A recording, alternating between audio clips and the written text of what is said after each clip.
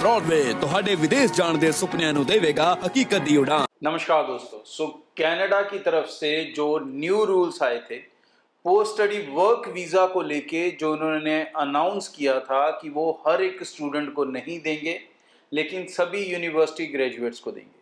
अब इसे लेके पूरी क्लैरिटी ऑफ रूल्स आज उन्होंने लॉन्च कर दिए हैं, उनकी वेबसाइट पे है।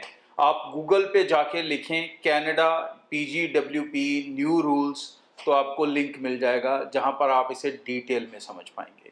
सो चीज़ों को समझ लो, जो मैं शुरू से कहता आ रहा हूं कि कनाडा फिल्टर कर रहा है अपने प्रोसेस को, उसको चाहिए अच्छे बंदे, स्टेम स्टूडेंट्स, जिसका मैंने कई बार शो डाला है। तो क्लैरिटी आपके सामने है, अब इसके बाद कोई डाउट नहीं है, कोई शंका नहीं है। यही रूल है जो आने वाले फ्यूचर में बच्चों के ऊपर अप्लाई होगा। इसमें बहुत से बच्चों का शायद नुकसान भी होगा जो कनाडा में ऑलरेडी पढ़ चुके हैं या पढ़ रहे हैं, और वो शायद PGWP के लिए एलिजिबल कई बच्चे ना हो सकें। सो चीज़ों को ध्यान से समझिएगा। 1 नवंबर से जितनी भी files post study work visa की लगेंगी उन सब पर ये रूल अप्लाई है। 1 नवंबर के बाद जितनी भी फाइल्स लग रही हैं उन सब पर ये रूल अप्लाई है। रूल क्या कहता है? रूल ये कहता है कि अगर आप किसी भी यूनिवर्सिटी से कोई भी ग्रेजुएशन करते हैं, कोई भी मास्टर्स प्रोग्राम करते हैं, कोई भी PhD करते हैं, तो आपको बाकायदा 3 साल का पोस्ट स्टडी वर्क वीज़ा मिलेगा विदाउट एनी प्रॉब्लम।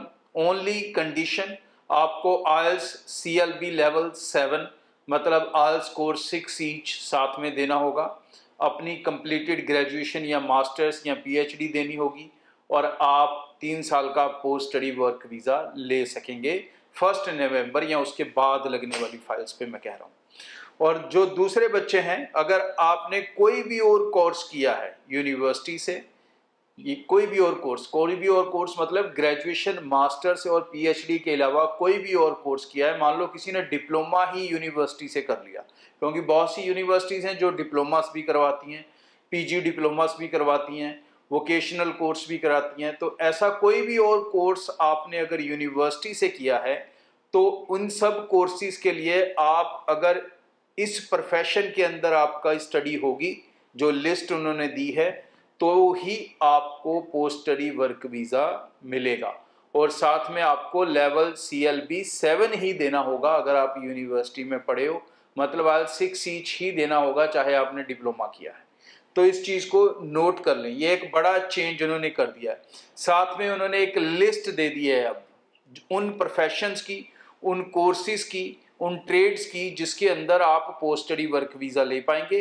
अगर आपका कोर्स वो वाला नहीं है तो आपको पोस्ट स्टडी वर्क वीज़ा नहीं मिलेगा। और अब जितने भी बच्चों ने कोई भी डिप्लोमा प्रोग्राम्स किए हैं किसी भी कॉलेज से, उनके ऊपर भी ये न्यू रूल अप्लाइड है। उन सब के जो फील्ड हैं, कोर्स हैं, वो डिफाइन कर दिए हैं इन्होंने।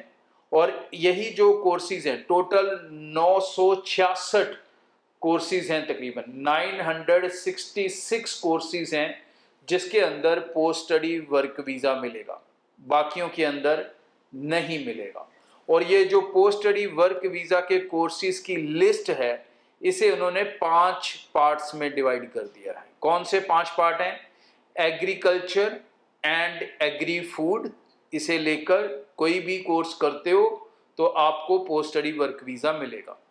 हेल्थ केयर को लेके कोई भी कोर्स करते हो आपको पोस्ट स्टडी वर्क वीज़ा मिलेगा।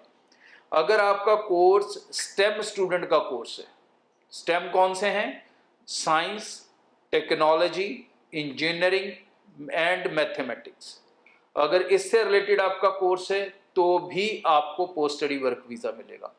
अगर आपका कोर्स ट्रेड रिलेटेड है, बहुत सारे कोर्सेज, अब ये ट्रेड रिलेटेड कोर्सेज आप अपनी स्पीड पकड़ेंगे, पहले बच्चे इसमें नहीं जाते थे, वो उसमें कारपेंट्री, प्लम्बर, वेल्डर, इस तरह के कई कोर्सेज हैं।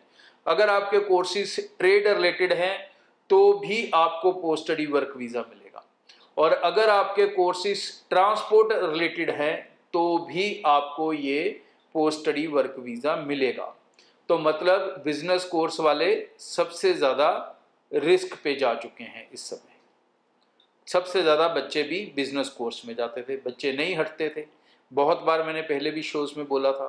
तो यही इन्होंने किया कि जो बिजनेस ट्रेड है उसे डिप्लोमास में post study work visa almost बंद कर दिया, नॉट डायरेक्टली, इनडायरेक्टली। इनडायरेक्टली कैसे? अगर आप कोई बिजनेस कोर्स ऐसा करते हो जो एग्रीकल्चर इंडस्ट्री से रिलेटेड होगा तो आपको मिलेगा। अगर आप कोई बिजनेस कोर्स ऐसा करते हो जो ट्रांसपोर्टेशन से रिलेटेड होगा तो आपको मिलेगा। अगर आप कोई भी बिजनेस कोर्स ऐसा करते हो जो हेल्थ केयर से रिलेटेड है तो आपको मिलेगा। लेकिन अगर आप जर्नल बिजनेस एडमिनिस्ट्रेशन के कोर्स कर रहे हो, बिजनेस के कुछ और नॉर्मल फाइनेंशियल मैनेजमेंट ये वो कोर्सेज कर रहे हो तो आप रिस्क पे जा चुके हो। तो ये जो प्रोफेशंस हैं इनके अंदर पूरी लिस्ट इन्होंने दी है। इस लिस्ट को आगे से सेव भी करके रख लें, मैं लिंक भी दे दूंगा, क्योंकि जो भी नए बच्चे अब अप्लाई करेंगे उन्हें पहले देखना होगा कि उनका कोर्स इस लिस्ट में है। अगर उनका कोर्स इस लिस्ट में है तो ही वो पोस्ट स्टडी वर्क वीज़ा हासिल कर पाएंगे, नहीं तो पोस्ट स्टडी वर्क वीज़ा वो हासिल नहीं कर पाएंगे। यूनिवर्सिटीज़ की तरफ आपको रुख करना होगा, ये कनाडा ने क्लियर सिग्नल देना शुरू कर दिया है। यही यूके में हो रहा है, यही ऑस्ट्रेलिया में हो रहा है, यही यूएस में हो रहा है और अब यही सिस्टम कनाडा में भी होगा। यूनिवर्सिटीज़ को ही प्राइमरली प्रमोट किया जाएगा। सो जो भी बच्चे डिप्लोमास करेंगे कॉलेजेस से उनको लेवल 5 अचीव करना है और लेवल 5 अचीव करके आल स्कोर जो तकरीबन 5 बैंड ईच है वो अचीव करके अपना पोस्ट स्टडी वर्क वीज़ा ले पाएंगे।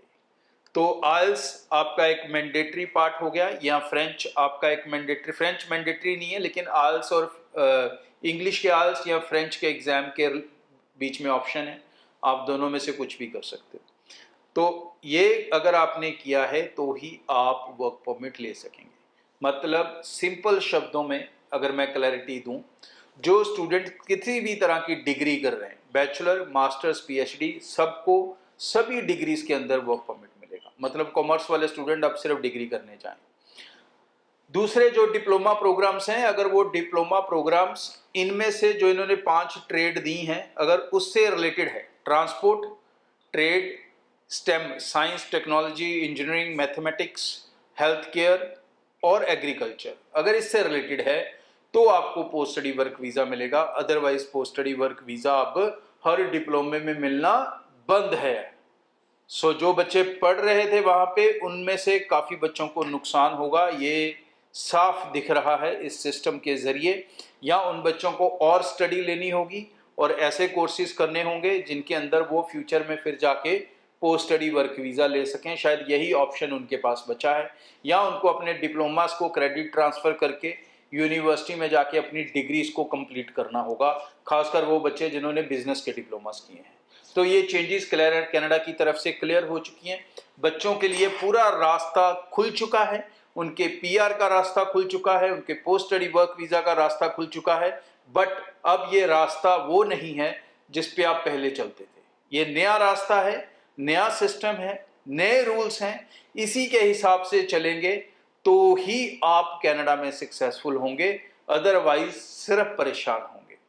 चैनल के जरिए हर लेटेस्ट इंपॉर्टेंट अपडेट इसके ऊपर आता रहेगा। अगर मुझे ज़रूरत पड़ी इसको और ब्रेक डाउन करके आपको इन्फॉर्मेशन देने की कोशिश करूंगा।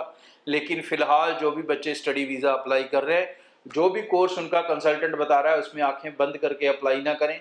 ये लिस्ट है जो मैं लिंक में आपको दे रहा हूँ, इस लिस्ट को सेव कर लें और मेक श्योर कि आपका कोर्स इस लिस्ट में होना चाहिए, तो ही आप पोस्ट स्टडी वर्क वीज़ा ले सकते हैं।